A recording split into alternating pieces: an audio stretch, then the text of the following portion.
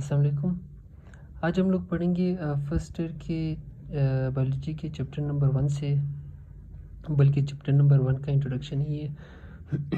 Cell biology को हम लोग आज इसकी इंट्रोडक्शन करते हैं। अब सेल बायोलॉजी क्या है, इसको समझने के लिए सबसे पहले हम लोग सेल को समझते हैं कि सेल क्या है।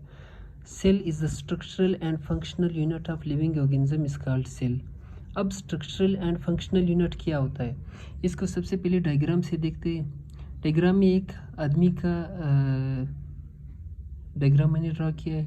इसकी जिस्म के किसी भी एक हिस्से को से हम लोग जब ये कोई छोटा सा टुकड़ा काटते हैं, इसको हम लोग देखते हैं माइक्रोस्कोप में, तो हमें ऐसे खाने नुमा स्ट्रक्चर नज़र आएंगे। इस खाने नुमा स्ट्रक्चर्स को जो नीचे अंदर भी है और बाहर भी, इसको हम लोग सेल्स कहते हैं। तो ये बात तो एक तय हो गई कि ये हमारी बॉडी का स्ट्रक्चर बनाता है, इसीलिए इसको स्ट्रक्चरल, ज़ाहिरी शक्ल सूरत के बनाते हैं, इसीलिए इसको स्ट्रक्चरल। और बाकी हमारी बॉडी में जितने भी काम होते हैं, ये तकरीबन सारे सेल की मदद से ही की जाती है, इसीलिए इसको structural and functional unit of living organism is called cell. यानी कि ये हमारे बॉडी के स्ट्रक्चर को भी बनाता है और हमारी बॉडी में जितने भी काम होते हैं, ये सेल की वजह से ही होती है, इसीलिए इसको structural and functional unit of living organism कहते हैं। इसके बाद दूसरा पॉइंट है also called the basic unit of life, इसको बेसिक यूनिट ऑफ लाइफ भी कहते हैं। इसके बाद हम लोग पढ़ेंगे सेल बायोलॉजी की डेफिनेशन को, कि सेल बायोलॉजी क्या है। सेल बायोलॉजी की वो ब्रांच जिसमें हम लोग सेल के बारे में पढ़ते हैं, इसको हम लोग सेल बायोलॉजी कहते हैं। यानी कि cell biology the study of cell is called cell biology. इसको साइटोलॉजी भी कहते हैं। अगर आपने किधरी और जगह देखा है वहाँ पर साइटोलॉजी लिखा हुआ था, तो इसका मतलब भी वही सेल बायोलॉजी है।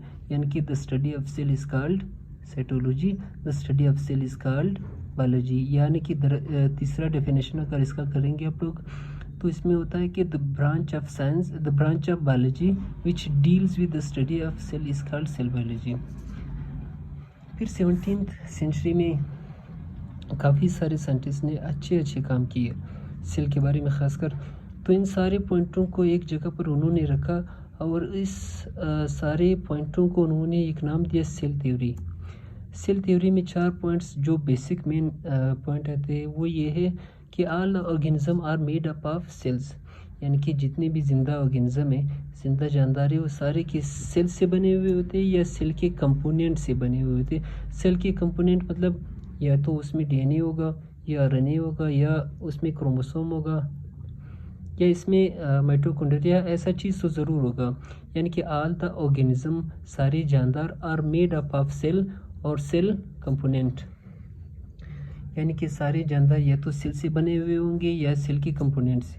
फिर इसमें दूसरा पॉइंट आता है कि cell is the structure and functional unit of life, जो मैंने ऊपर वजाहत की इसकी, कि ये हमारी बॉडी के स्ट्रक्चर को भी बनाता है और हमारी बॉडी में जितने भी काम होते हैं ना, वो इसी की वजह से ही होते हैं, यानी कि सेल की वजह से। फिर इसमें तीसरा पॉइंट आता है कि cell arises from pre existing cell. यानी कि ये ऐसा है कि जो पहले से मौजूद सेल होता है ना, उसी से जो नए सेल बनते हैं, वो पहले से मौजूद सेल से बनते हैं। Cell arises from pre existing cell, पहले से मौजूद सेल नए सेल को पैदा करते हैं। फिर cells contain the hereditary material. Cells में मतलब जो सेल होता है ना, उसके न्यूक्लियस में डीएनए आरएनए होते हैं, इसीलिए ये कहते हैं कि cell contain the hereditary material such as DNA and RNA. Cell में हेरिडिटरी मटेरियल पाए जाते हैं, जैसा कि डीएनए या आरएनए। यही हेरिडिटरी मटेरियल इसको फिर ये जाकर के अपने बच्चों में ट्रांसफ़र करते हैं, इसके बच्चे फिर अपने बच्चों में।